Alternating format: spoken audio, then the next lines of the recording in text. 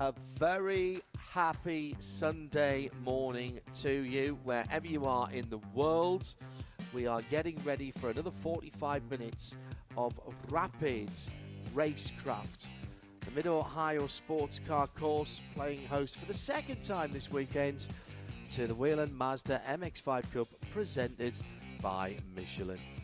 In the IMSA Global Broadcast Centre, I'm John Hindorf. Alongside me is Shea Adam. We'll have a chat with her in just a moment or two's time. Beautiful day. Track temperature sitting at 88 Fahrenheit. In the air, it's 75. That's, if you prefer, track temperature 31 Celsius, because I know we have a huge international audience watching along on the world feed. Air temperature 24 Celsius, just outside Lexington, Ohio. Beautiful part of the world. If you get a chance, come here. It is lovely, it is green, the people love their motorsport. They are very knowledgeable about it as well. And this circuit has just about everything. 3 fast straights, some very quick corners, some big braking areas, like at the keyhole. And that one, you're helped because you're going uphill. Down to turn 4, you're going downhill at some pace, and my goodness me, getting the car hauled into that right-hander is a bit of a challenge. Then all that twistiness that brings you round through Thunder Valley, back to the carousel and on to the front straight.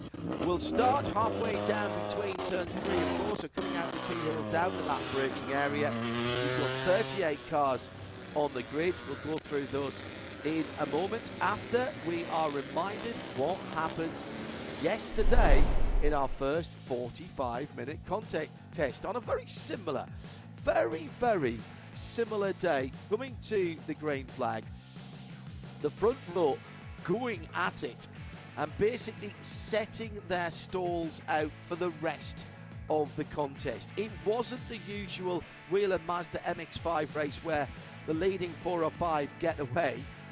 No, right the way through the race, and I think at the end we still had around about 15 cars at the front of the field. Ultimately, it was the number 22, Jeremy Fletcher. His team went wild. He was doing donuts, and he deserved that. Timed his run to the front absolutely perfectly. He'll start in 7th position today. Let's see, where are we? Let's see how far we can get through. Logan Stretch at the back with Will Robinson, then Ruben Caceres, Charlotte Trainer, Brian Dombrowski, then Joe Rainey, Ellie Gossett, Damon Oakey, Ryan Leach, Ben Jacobs, Michael Odell, one of half the field of rookies, by the way. He's one of them. Will Hyman in 27th position. Then we've got Emilio Deloro, Cam Eben, Massimo Sunseri, and still they come because it's a huge field. The time, by the way, will start once they come past the finish line for the first time. Christian Hodenland with Luke Pullen, the young Brit, who's just starting in this championship. He'll start down in 22nd, started 11th yesterday, finished in the top 20. Can he go forward today? Vaughan Mishko, Tristan McKee, John Salerno, Nathan Nicholson, and then Parker DeLong on row 8. Frankie Barroso, rookie championship leader, was yesterday. We'll get the points from Shane in a minute. Marcello Panicia in 15th. Gresham Wagner on the outside of row 7. Matt Novak is alongside. The two Ethans are tied together again as they start the timing, but not the races yet. The two Ethans are Tyler and Lampe in row 6. Ethan had a cracking run through. Grant West is in the pit lane, and I haven't even got to him on the rundown yet. Bobby Gossett in 10th. Jared Thomas in 9th. Justin Gravett in 8th. Jeremy Fletcher, yesterday's winner, in 7th. Max Stallone, rookie, in 6th, but not the best qualifying rookie. Grant West in the pit lane. There'll be a gap on the grid. Glenn McGee in 4th place. Justin Adeconis in 3rd. Ethan Jacobs, the top rookie, on the outside of the front row. And Julian DaCosta for BSI takes pole position. And we have a rolling number 50. That's the good news. The bad news for Grant West, he's going to start dead last. And we come to the green flag. It's in the air. This is a tight start. It looks absolutely fantastic as they come to the line. We've used about a minute and a half or 2 minutes of the 45, and we are underway. Immediately they fan out towards the downhill braking area, turn 4. In the mid-pack, there's 3, 4 wide, but the leaders are side by side. And as they go through, the grid has just completely changed from what I gave you, so I apologise for that on the screen. Let's pick up with what we can see with our own eyes, and I'm afraid, Shea, Adam, that the first thing we're going to report is JDH Racing's Ben Jacobs facing the wrong direction, and that, I'm afraid, is not the start he wanted. No, and it's bad news for Ben Jacobs, but it's good news for Ethan Jacobs, who did take the green flag in second place, but was in first by the time they got to turn 4. So that is very good news for the Jacobs family, and I think they would forgive Ben for his little spin, considering that Ethan is out front. What a great start we had from the driver of the purple and blue and orange machine, and the other blue machine that we saw off the start, Grant West, into the pits. It was a left front tire change. He qualified 5th, which was an excellent effort, but starting dead last means maybe he's going to get the hard charger award. He's going to have a lot of cars to pass. Well, he's got a lot of work to do, there's no doubt about that. Ethan Jacob, the rookie, leading across the line, as Shea rightly pointed out. Now, you might think, oh, has he been a bit lucky? Is it where he qualified? He ran all the way up with the leaders yesterday, and right now, he has got the number 95 of Julian DaCosta right behind him. Let's work out where this happened. Over the top of the roller coaster, he did the old, I'm going to stick it out on the outside of turn 4. That's where he took the lead. Now, was there a little touch there for the number 71? I think there was, and Ben Jacobs of JDH, yes it was. It was Brian Dombrowski, the Rocksteady racing car, and that's been noted, Shea Adam, by race control. It has, and that's for race control to adjudicate and make a decision on whether there will be any penalties. There were post-race penalties that affected the standings after yesterday's race, including Julian DaCosta, our pole sitter for today's race. Julian was deemed at fault with another car on the racetrack. It cost him 10 grid places, but did not cost him the fastest lap, resulting in him getting the pole position and those very valuable 10 championship points going the way of the BSI driver. Unfortunately, it meant that the Penske Shocking Performance Award that he had won during the race, well, that was handed over to Ethan Lampe, because with that 10-second penalty, Julian then didn't pass as many cars as he had actually done on the racetrack, and there is smoke pouring out the right-hand side of one of the cars. I couldn't see which one it was, though. John, did you?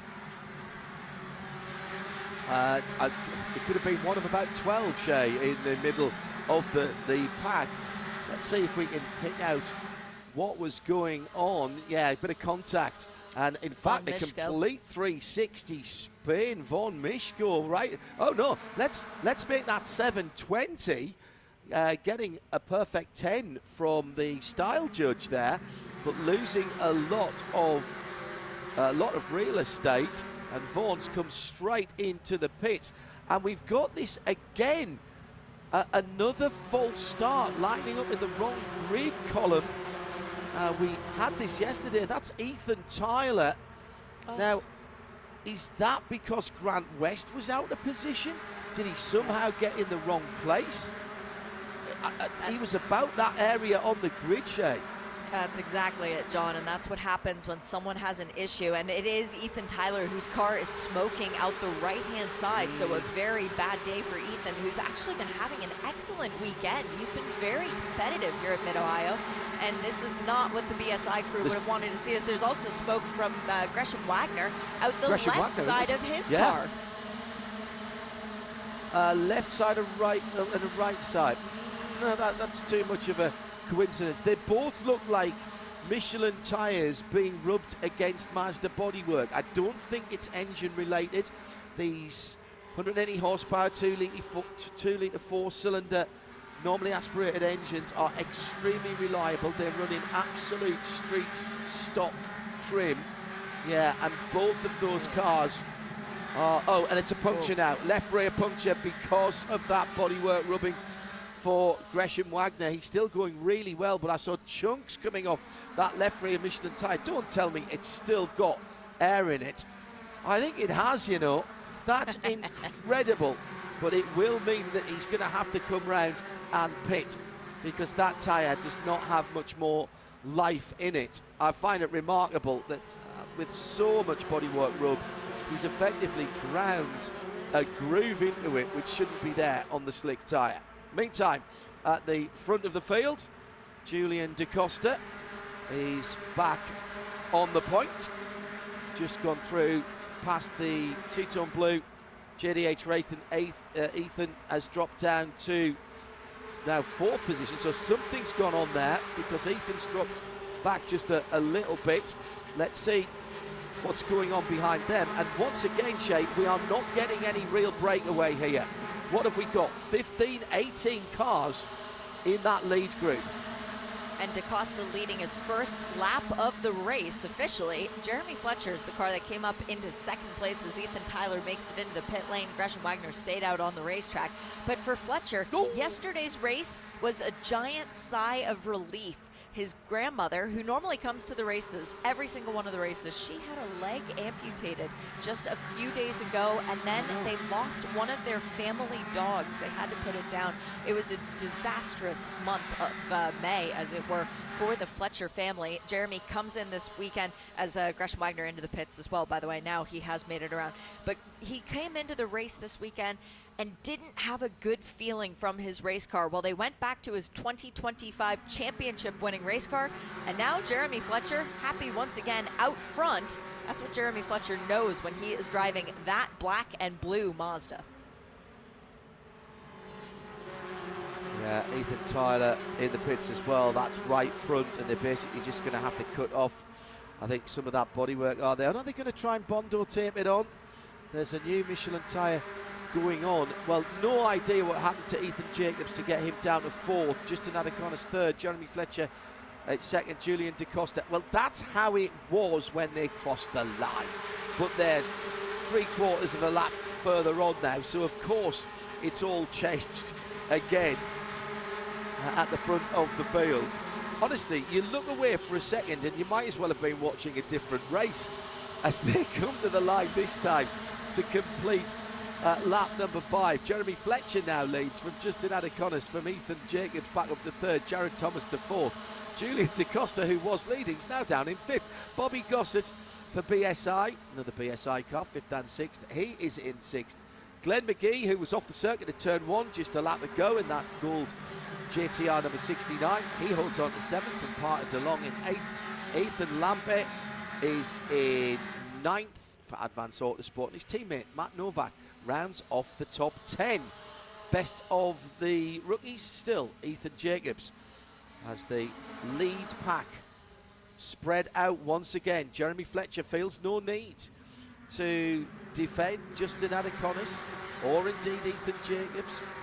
So the yellow car, the yellow and blue car is Justin Adeconis. The blue, black and white car that leads, that is Jeremy Fletcher. The darkest, almost purple coloured car is Ethan Jacobs. And then Jared Thomas is in that classic colourway, which did I notice that Scott McLaughlin has picked that for his throwback livery this weekend up at St. Louis for IndyCar. That same very famous sponsorship livery. I don't think it's a throwback livery to Jared Thomas, by the way, as much as we'd like to credit Jared for that. Oh, you then know Julian that Scotty Da Costa Mack is a massive Mazda fan. Of course he is. Of course he is. He'd be here in a heartbeat. Justin Gravitz just put the fastest lap of the race in, down in 16th position. So on the end of that lead group, it's down to 1:35.876. Cam Ebden in the 55 is second quickest, and he's on the end of that group as well. A little bit further up in 10th place, third best time, Marcello Panicia for the McCumby-McAleer Racing, and Jared Thomas up in 4th. He's got the 4th best time, but there's absolutely nothing to choose.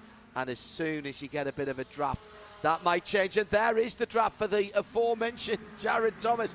Comes down the inside of Ethan Jacobs. And now they're side by side over the top of the hill, plunging down. Who gets the inside line for the right-hander? Didn't work out that way. Jared, knowing these cars, knowing how they race, there's battles you pick, and there's battles that you can put to one side for later. And with 33.5 minutes still on the clock, Shay, Adam, the battles that you need to win are somewhere down the road. Yeah, and speaking of winning battles, we mentioned Justin Gravitt in the Tunnel to Towers Foundation car. That's the number 8 who has set the fastest lap of the race so far. Just want to mention a run that will be taking place on September 13th to raise money for that organization. They do a lot regarding trying to take care of the families of the September 11th victims. That will be taking place September 13th in Medina. It's just up the road here, about an hour from Mid-Ohio. So if you do live close, or if you want to donate, go online, T2 as in the number T.org. It's a really good thing, and Justin and his family are trying to raise money for this organization this year by running the very patriotic livery on the side of that car. So it's always a good thing when you see Justin Gravitt running quickly at the front of the field. It is definitely a worthwhile cause. In a shot for fastest lap, although that's just been nicked away from him by Tristan McKee for BSI Racing down in 17th position. I think that is that's actually the start of the second group there. If I just look down through the timing as to where, he's right on the end of the lead group. So it is 17 cars, leading 3 with a little bit of a gap. But I'm not going to give them credit for that yet, because every time I did that yesterday, Shay, the gap closed so quickly. So effectively, we've got 17 cars down to BSI's Tristan McKee, and then he's got 1.6 seconds between himself and his teammate Kristen Hoddenland. And then Massimo Sunseri, another BSI racing car, and then Emilio De Lauro, another BSI racing car. They are the start of the next group. Top 3. As we saw yesterday, but this time in terms of trying to pull away, they're working together, but it's Jeremy Fletcher and Justin Adiconis. We've called their names before. Ethan Jacobs, the rookie, who is on the front row, he is absolutely learning every turn of the wheel, and he is right underneath the rear bumper of Justin Adiconis.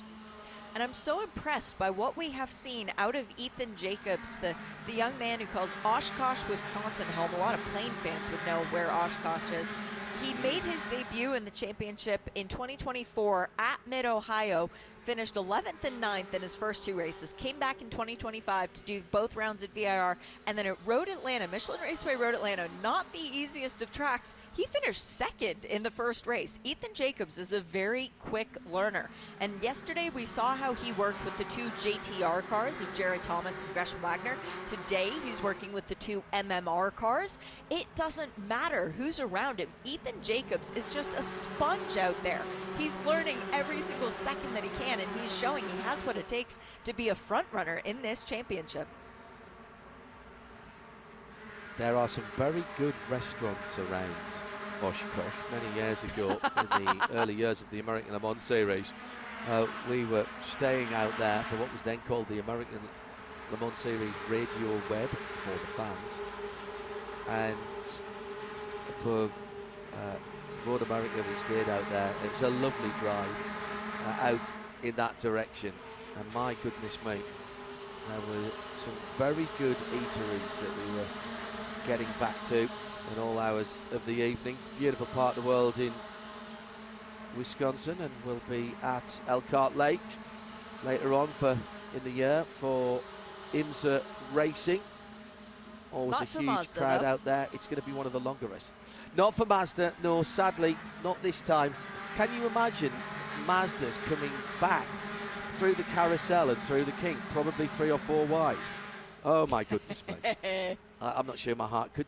I'm not sure my heart could take it.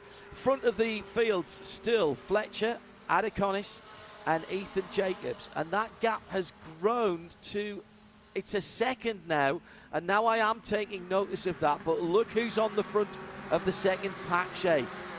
The two drivers that are there are Julian DaCosta and Jared Thomas. They will not want to see that particular trio getting away, so they're trying to kill the battles around them and get everyone to work together.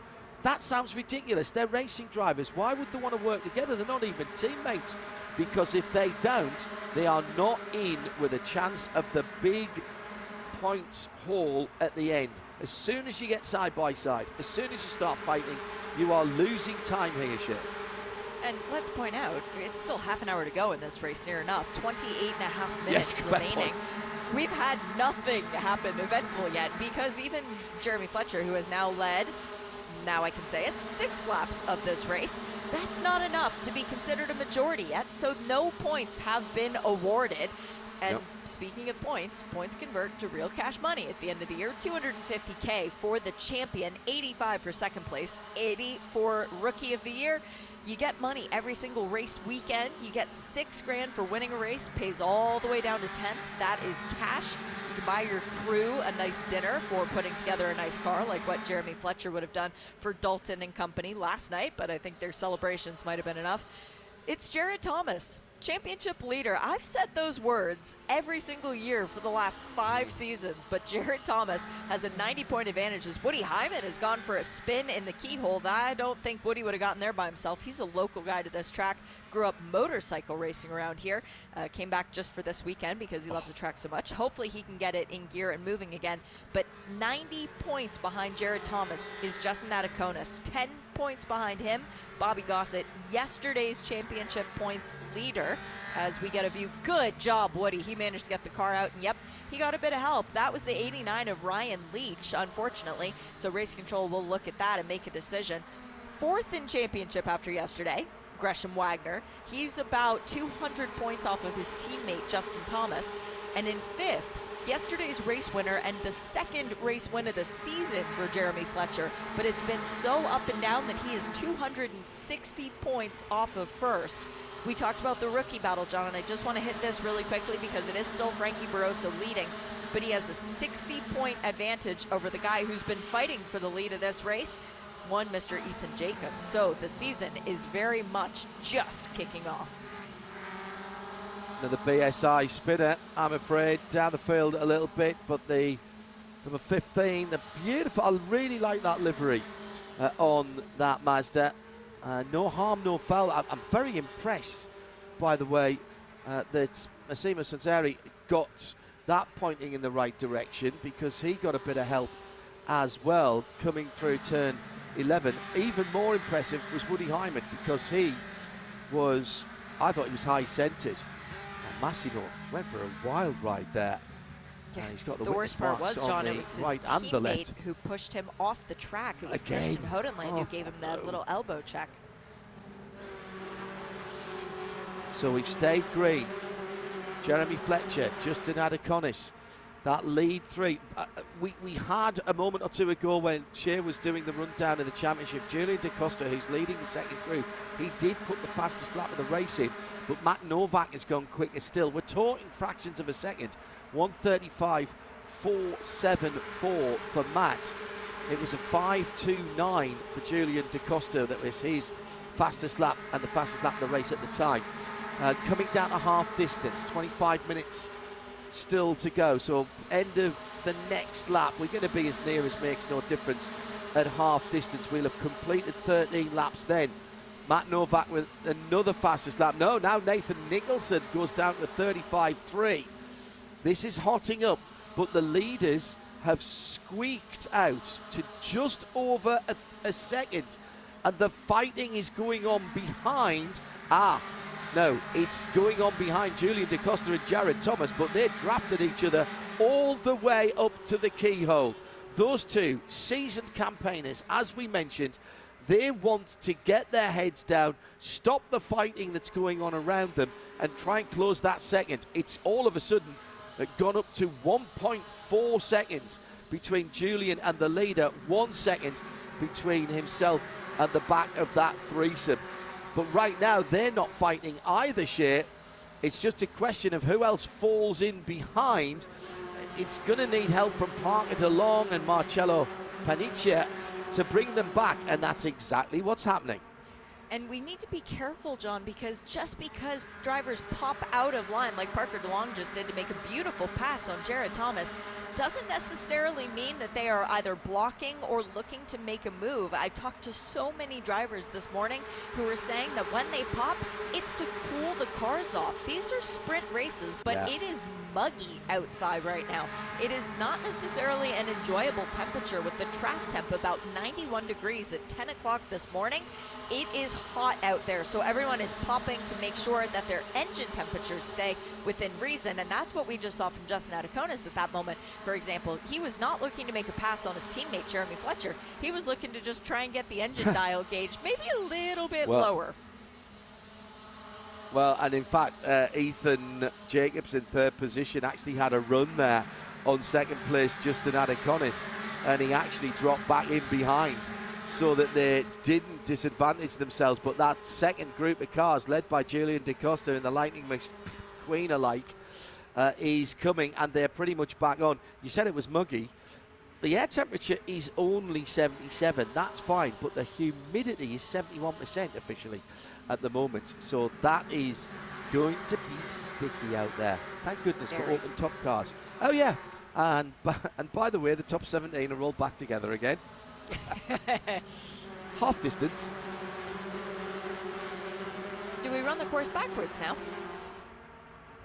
Yeah, well, that's right. You were listening to our tuner and I were just come into the pit lane, double back around, and come back out in the other direction. You know, why not? I'm sure there are many safety reasons as of why not. Oh, yeah. There are actually, quite seriously, there are a couple of tracks in the UK that have the track license to run both ways.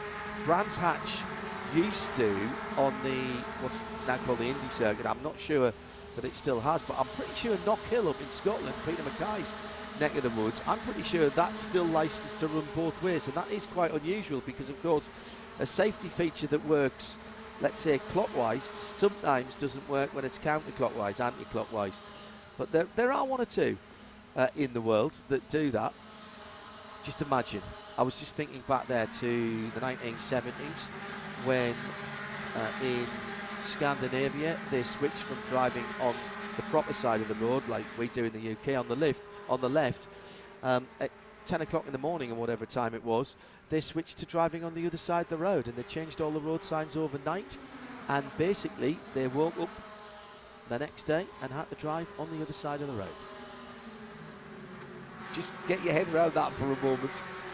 Nope. Meantime, we're into the second half of this race. And unfortunately, it's bad enough when everybody's driving on the wrong side of the road when you come over here. Hey, I don't mind it. I like the challenge. It gets rid of jet lag pretty darn quick when you have to remember that you're driving on the other side and you have to look right at every intersection. It definitely gets you going right better than any espresso does. Right. Yep, I still will remember Joe Bradley always telling me that. But Jared Thomas, I'm a little worried about him because he keeps dropping backwards. He's down to P7 at this point, and he was fighting with Bobby Gossett. It seemed like he managed to get things under control once again, though, and stabilized in 7th with Glenn McGee, his sister car, right behind him. Now, that's good news as far as Jared is concerned, because now he has a bit of a tail gunner and he can focus on moving forward again. But again, we need to just temper ourselves because there's 20 minutes to go in this race. We've only had 25 minutes laps. Jeremy Fletcher has led 11 laps. I feel confident in saying no one will lead more than 11 laps. Confident, but not ready to award him the 10 bonus points just quite yet. 15 laps completed at just over half distance. Fletcher happy at the moment to be leading out. Just at Adiconis sitting in behind his teammate, and right now Ethan Jacobs is playing that same game. We've got 2 sets of 3, then a 2, then the battle pack behind them, and for the first time, I was going to say first time an opportunity, but I don't think so. I think Justin Adiconis again, as Shay was saying, just pulling out to get some air across the radiator at the front of that 2-litre 180 horsepower Mazda engine. Ethan Jacobs sits in third, but he's got company now, Julian Da Costa. Now, what does Julian do? He's dragged another 3, 4, 5 cars into this lead battle. Does he sit there, or does he immediately try and improve his position? Just on 19 minutes to go. We'll complete lap 16 as we come down to the carousel again now, and then through the tricky little left-hander onto the front straight. Notice nobody's using the inside curb there, the left curb there this year. We've seen people launch themselves across there in the past. Through turn 1, super important to get turn 1 right. Use every bit of the road you can, but none of the grass. There's a little depression, and then you start to climb and climb and climb. Da Costa comes up, has a look, pulls back in again. Now we're going to go back to a few laps where people are sparring, are we, Shea? Is that what's happening? 18 minutes out. I'm intrigued by this. There's so much going on without any positions changing. Oh, hang on. And as I say that, Justin Adaconis will go to the lead, being pushed there with a little bit of bump drafting. But Jeremy Fletcher wants to stay in second behind his teammate, and Ethan Jacobs doesn't want to let him. They're side by side over the top of turn 5. Now dropping down, it'll be Fletcher on the inside to the right-hander, but it's not over yet. Ethan Jacobs, listed as a rookie, races like a veteran. Fletcher holds on to second, but he had to fight for that, and there's a gap opened up between the leader, who is now Justin Adaconis, and his teammate. Brilliant battling, and a bit more off-roading a moment or two ago, Shea. Ooh, that was the 34 that was going for a bit of a wild ride further back. That's a very sketch moment for John Salerno, a guy who was second in the Rookie of the Year standings coming into yesterday's race. He did manage to keep it going. Maybe he heard you talking about Mazda Cross yesterday, John, and the idea that we need some MX-10s out around the track, just tethered together. But seeing what kind of off-roading capabilities we have. The second group, though, that's the bit that I'm kind of watching warily in the background. Glenn McGee is in no man's land, but then Matt Novak is leading the pack, and in that group, you've got drivers such as Max Stallone, Ethan Lampy, Bobby Gossett, the championship leader coming into yesterday, Frankie Barroso, the Rookie of the Year points leader, and Nathan Nicholson. What can they do to work together to get back to the front? Because if they can, any one of those 6 cars can win this race. Oh, as Jared Thomas is off. Switch to the right, to the left, and Jared Thomas, in trying to go down the inside, unsettled the car. He tried to switch back to the left-hand side and lost the back of the car, got on the grass. The grass is the slippy stuff. It will be a full course yellow, 16 1/4 to go. And Jared Thomas, what happened there for him to swerve so immediately to the left-hand side? He was throwing it down driver's right. And Jared Thomas normally does not make mistakes like that. Was there a little clip? Did something happen to him? Had he realised he was going in too hot and tried to not take anyone out? If that is the case, that was a very courageous piece of driving and respectful piece of driving. He's done damage all the way across the back of the car. The AMR safety team are there already, and he's beached down in that big gravel trap at turn 4. They're already putting the toe strop on the front, and the teleloader is there. And full John, course yellow. Was our championship leader, and I say was because Jared is going to get 10 points from today. And even if Justin Adaconis, Bobby Gossett, Jeremy Fletcher, even if they all fall off the racetrack and have bad days, it's not going to be as bad as the points gained for Jared Thomas. So a man who has once found victory lane in this series here at Mid-Ohio will be lucky. Let's have a look.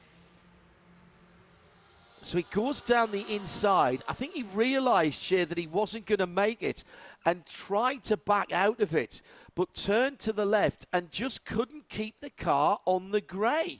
Grey is grippy, green is slippy, and my goodness, did Jared Thomas not find out that the hard way there? I didn't see any contact between himself and the cars he was running with, I do think he was throwing it down the inside, and possibly he just thought he couldn't make it and tried to get out without taking out a whole bunch of cars. But in doing so, in some ways, he might have sacrificed himself there, Shane. Yeah, I'd be really curious to have a conversation with Jared, which I will do after this race, and find out, was the move from Parker DeLong when he dove down the inside, was that a little bit too much? Did he feel of a block move? Not saying it was a block move, but is that what Jared read it as? And then in his response was to move back across the racetrack to driver's left to try and go around the outside, where, as you rightly point out, there's not as much grip where he possibly thought there would have been. But that was a very scary incident for Jared, a guy who's very accomplished around this track. Wow, and my goodness me, he nearly picked up that bright gold machine as well. I was... Did the car actually go over there? I think it might have gone over. In the dust at the end. My goodness me. He just didn't seem to slow down, even when he was on the racing surface. And that's a very odd one for me. If he, I mean, Glenn McGee was right in there. He would have had a good view of it. But I've not seen anything like that from a driver as experienced as Jared. What I will say, he walked out of the car without needing any assistance. So all the safety features of these purpose-built race cars certainly did their job there. But he didn't look annoyed. He didn't look back at the car as if there was a failure either. No. There was just almost an acknowledgement, you know, well, that's my mistake. I am getting confirmation, by the way, from several sources. Jared Thomas did roll, so we couldn't see it through all the cloud of dust, but that's not the first time that we have had that happen at that point on the racetrack. The good news that we can say, yes, he got out of the car himself unaided. And the good news as far as Jeremy Fletcher would be concerned, nobody will lead more laps than he has, because with this yellow neutralizing the race, something we didn't have much of yesterday at all. We had one car go off on its own and just need a quick bit of recovery. This is the cleanest weekend we have had of Whelen Mazda MX-5 Cup racing in a long time. Hats off to all of our drivers. And I was mentioning in the paddock earlier this weekend that maybe we needed to have a water balloon fight when we get to Virginia International Raceway, so people could take out their aggression on each other off the racetrack. I think maybe it's worked. So guys, I will put forth, I will go out and buy water balloons for all y'all if you'll keep this up the next race we have, which is at Canadian Tire Motorsport Park in about a month's time. Charlotte Trainer, our biggest mover at the moment. She's in 22nd, up 13 positions for Parker DeLong Racing. Another one of the half the field that is new to the championship this year, officially rookies. The Whelen MX-5 safety car bringing them round with just under 11 minutes to go. The track services and AMR safety crew and the recovery just being very careful about how they recover that car to make sure that they can get it away safely and securely. But that was a very scary moment. Just to underline, Jared Thomas jumping out of the car or getting out of the car when he was asked to do so. He managed to do that and walked away through that sandy gravel bed. Here's how they run then, with just on 10 minutes to go. We'll see when we go back racing, maybe in a lap's time, maybe a lap and a half. The safety car lights are still on. Just an added on leads from Jeremy Fletcher, the two McCumbee-McAleer racing cars. Ethan Thomas has been in third for a very long time and has been playing the waiting game. There may not be time to do that when we restart. Julian DaCosta, one of a number of drivers at the sharp end of the field, in fact through the field, who've had fastest laps at one stage or another during this race, and the safety car lights have just gone off. Then Marcello Paniccia in where is that 5th position from McCumbee-McAleer Racing. Parker DeLong and his PDR racing car in 6th now. 7th for Glenn McGee. Matt Novak, 3rd of the rookies in the field. He's in 8th. Top 10 made up by Max Stallone, another rookie, and Bobby Gossett for position number 10. This has brought everybody back together just outside the top 10. Frankie Barroso leading the Rookies Championship, and Nathan Nicholson's got the fastest lap of the race in the Advanced Autosport. Number 56, he's in 12th position at the moment. All bets are off. All handshakes are off. It's every driver for themselves. 8 minutes and 40 seconds or thereabouts as we come to the line and go green, green, green for the run to the flag, the run to the point, and the run for the dollars. 6,000 of them up for grabs for the winner here, and a dollar payout right down to 10th position. Justin Adeconis got the perfect start. Jeremy Fletcher having to defend from Ethan Thomas, who pulls out. This time he does take the opportunity down the inside. He's been pushed by Julian DaCosta in the 95 car. Behind him, the 38 is Marcello Paniccia, and he's pushing him through as well. How they all got through the keyhole with so much contact there going into the braking area. But it is Adeconis who's pulling away. This battling behind him isn't helping anybody. Through comes Ethan Jacobs, being pushed by DaCosta, and for a moment it's 3 wide. And Jacobs is going the long way around at turn 4. He'll have the inside for turn 5 as he climbs the hill. He might be going from 3rd to 2nd to 1st and holds on to it. Can Adeconis come back down the inside? He can't. And the rookie who started on the front row, led early on, is back to the front. I said she'd been biding his time, and he obviously thinks it's go time now, and he has pushed the button.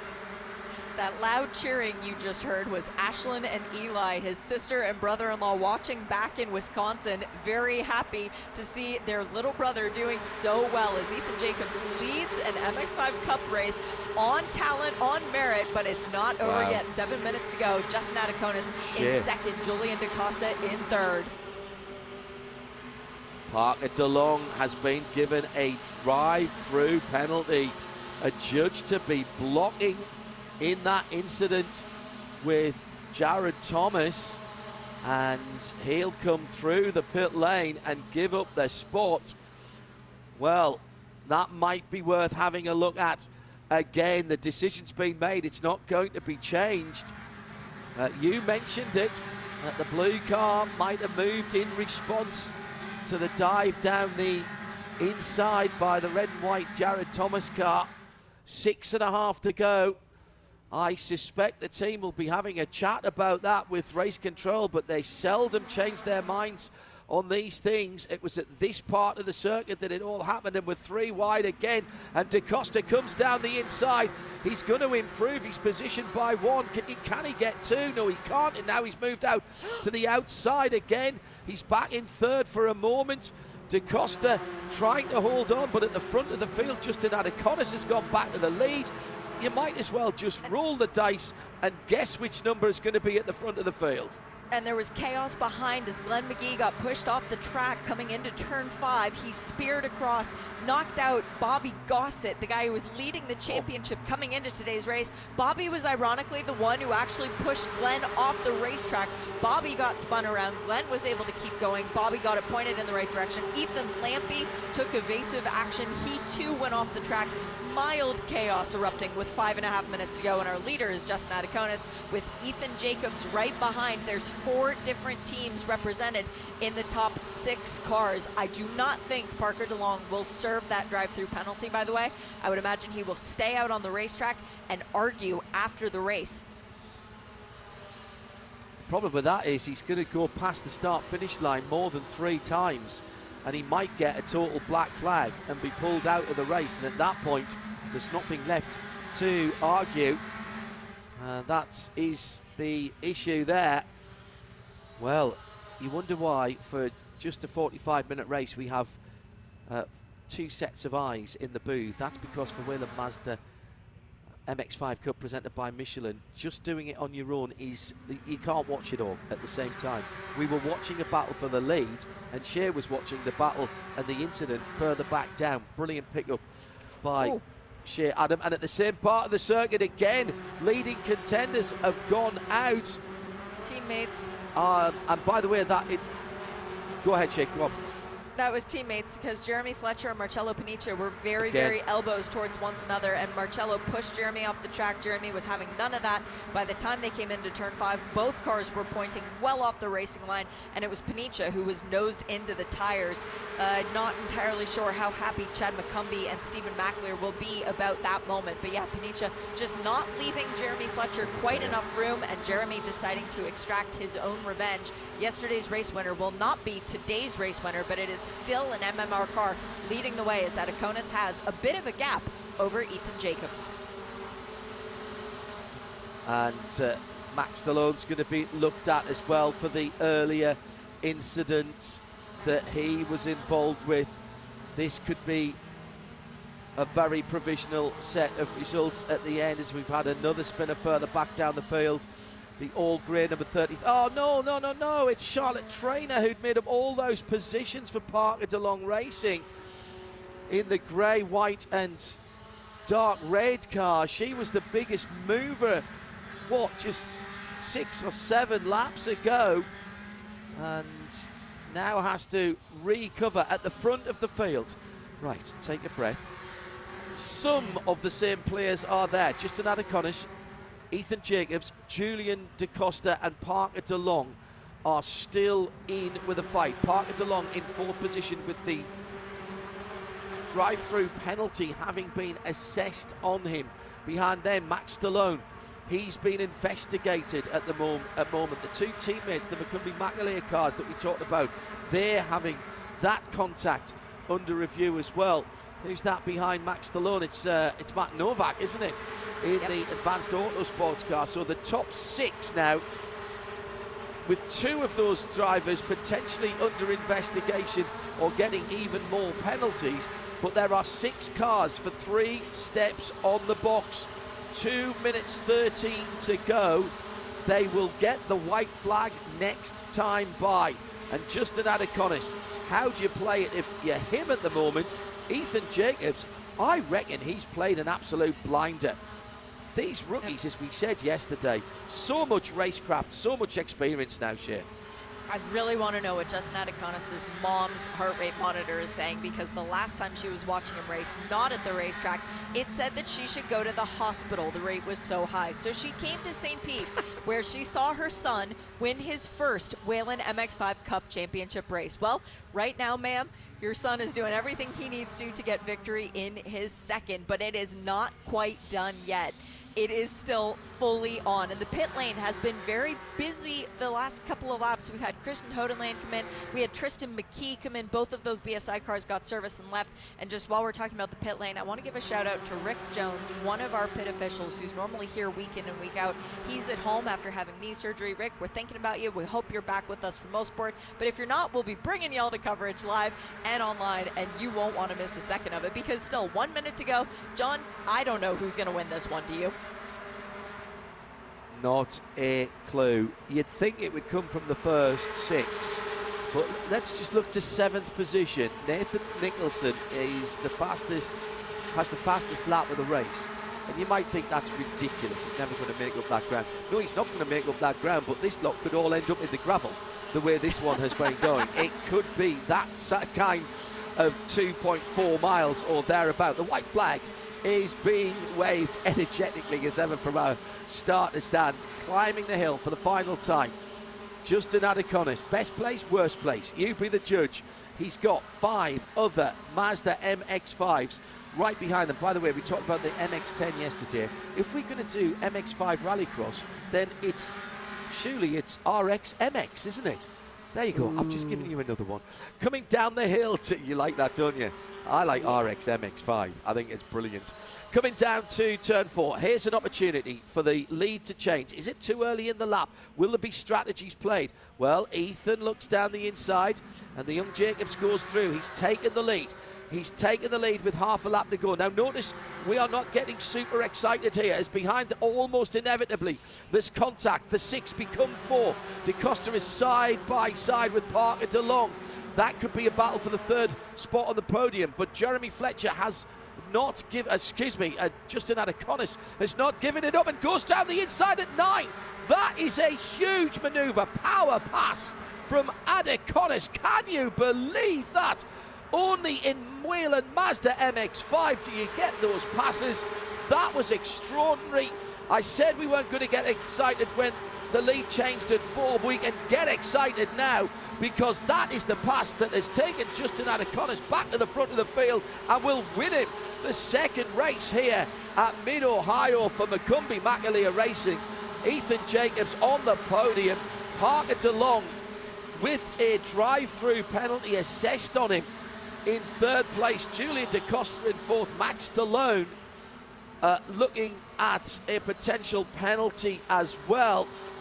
And the 0, 9 and 9 further back after that incident. Damon Oakey involved in an incident with Vaughan Mishko. That's been looked at as well. Very, very provisional.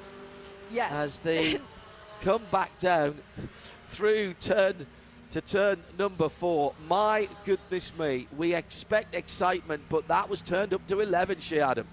That was a championship-winning move from Justin Adeconis. We have seen a different driver this year behind the wheel of the 23. 2 victories out of 6 races for Justin.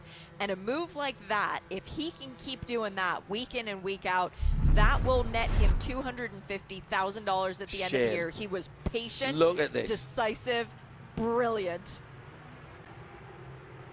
There's the power pass at turn 9. Set it up in the previous corner, got a good run through that S-bend section, and I don't think Ethan did anything wrong. I absolutely don't think Ethan Jacobs did anything wrong. I don't think he could have closed the door any earlier, but what a run. Last third of the lap, and Macumbi-Macaleer leads JDH and Parker DeLong Racing. That hasn't changed as yet, so let's see if that drive-through penalty is going to change. That's very, very interesting. That I would have thought that would have been converted into a time penalty. Shea Adam will do some mental arithmetic as I give you the very provisional Mazda unofficial results. Justin Adeconis, what a race. What a race. What a pass to take a victory. That, as Shea rightly says, is a pass worthy of taking someone to a championship. Ethan Jacobs, the best of the rookies. He's not racing like a rookie. He is racing like a veteran for JDH Racing. And 3/10 at the end is actually quite a big gap, almost 4. Parker DeLong Racing, Willie, won't he be on that podium with the drive-through? And as we run through the rest of the runners and riders, we can take a little bit of a breath. Max Stallone in 4th, Matt Novak, another rookie in 5th, Cam Eben in 6th, 7th, Frankie Barroso, our rookie leader coming in this weekend. 8th, Nathan Nicholson with the fastest lap points, Samilo Delaro in 9th, and Justin Gravitt in 10th. Charlotte Trainer just missed out on getting the most passes, so my goodness me. Now I see that we have had a change in the results. So the results have been changed. They didn't serve the penalty within 4 start-finish line stop plus 60. Car 3 got a 60-second penalty post, 10-second penalty post race as well. So that's Max Stallone who's taking a penalty as well. So I reckon that puts Julian DaCosta onto the podium. So the revised results then say Justin Adeconis and Ethan Jacobs ahead of Julian DaCosta, and then it'll be Matt Novak, Cam Eben, Frankie Barroso, Nathan Nicholson with a raft of penalties coming in, Emilio DeLauro, Justin Gravitt and Logan Stretch. Just time for Shea Adam to tell me who's leading the championship and the Rookies Championship.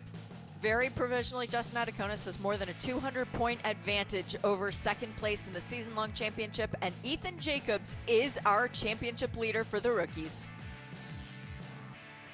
Oh my goodness me, what a race. Thank you to Shay, Adam, and our production team. We'll be back for the rest of the Mazda season.